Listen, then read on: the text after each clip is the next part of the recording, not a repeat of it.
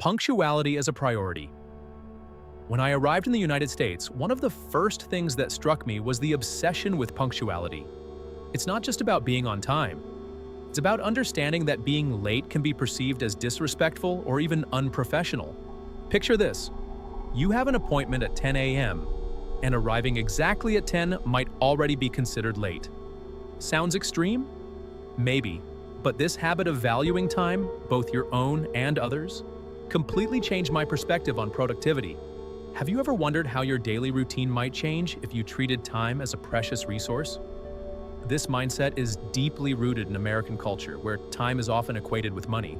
From an early age, people are taught that punctuality is a sign of responsibility and professionalism. It's not just about avoiding being late. It's about being prepared, respecting others' schedules, and making the most of every moment. This shift taught me that punctuality is more than just good manners. It's a fundamental pillar for building trust in both personal and professional relationships. Adopting this philosophy had a profound impact on my productivity.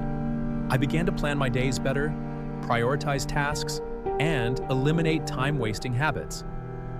Gradually, I realized that honoring my commitments with punctuality also made others value me more. It's remarkable how something seemingly simple can completely transform the way people perceive you. After all, who wouldn't want to be remembered as reliable and efficient? What's more, being punctual also helped me reduce stress. That constant anxiety of, will I make it on time, practically disappeared. Over time, I started to see punctuality as an act of self-care. Have you ever considered how treating time this way could make you feel more organized and at ease? It's a small change that can create a massive ripple effect in your life. Respecting personal space. One of the most intriguing lessons I learned while living in the United States was the importance of respecting personal space. There's an almost sacred notion that every individual has a right to their own space, whether physical or emotional. This manifests in various ways, such as maintaining a comfortable distance during conversations or asking for permission before touching someone else's belongings. It may seem like a small thing, but this practice completely changed the way I interact with others. Have you ever thought about how respecting others' boundaries could impact your relationships? This respect for personal space is deeply rooted in the American emphasis on individuality. Every person is seen as unique, with their own preferences and needs, and personal space is an extension of that. Even close friends often hesitate before doing something that might infringe on someone else's comfort. This isn't about being cold, it's about showing a profound respect for others' autonomy. Learning this was transformative for me, especially in social and professional situations. By applying this lesson, I noticed my interactions became smoother and more respectful. I started asking simple questions like, is this a good time to talk, or do you mind if I bring this up?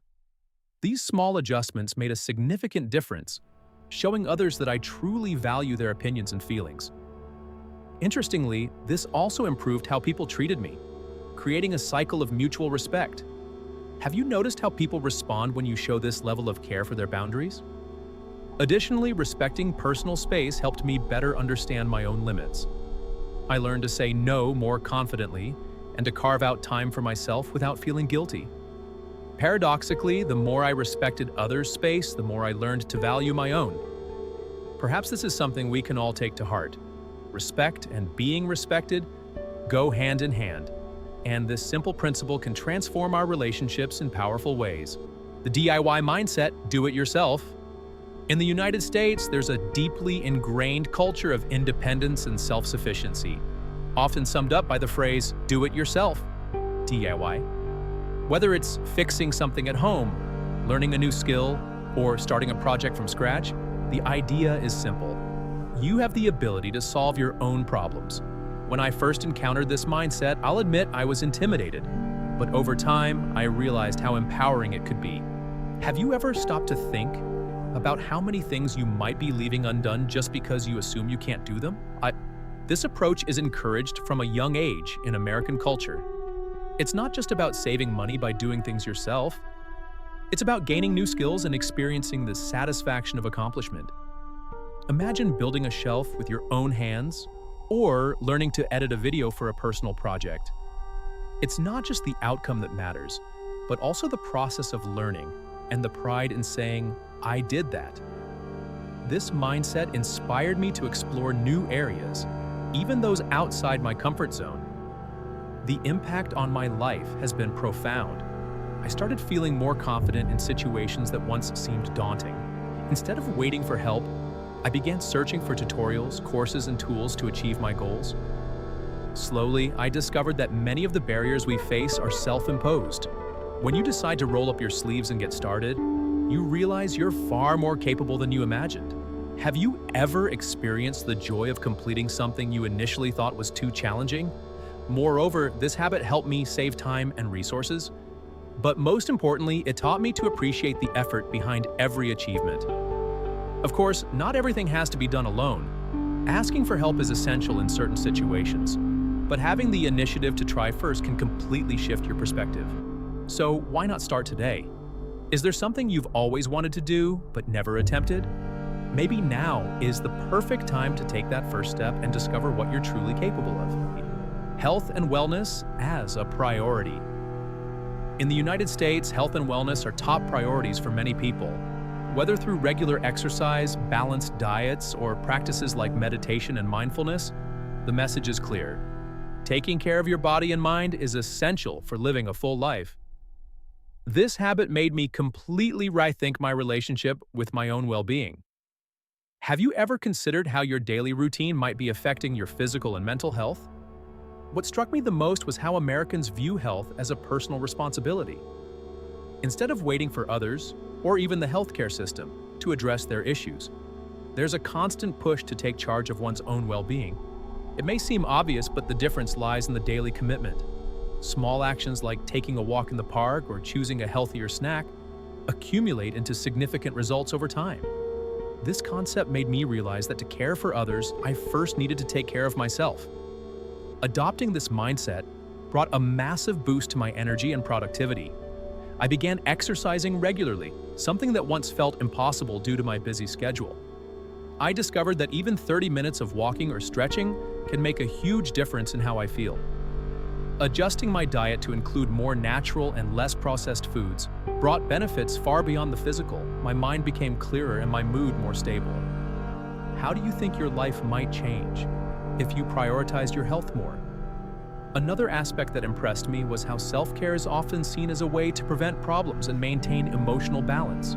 Taking moments to reflect, meditate, or simply breathe deeply became an essential part of my routine. This habit taught me that self-care isn't selfish.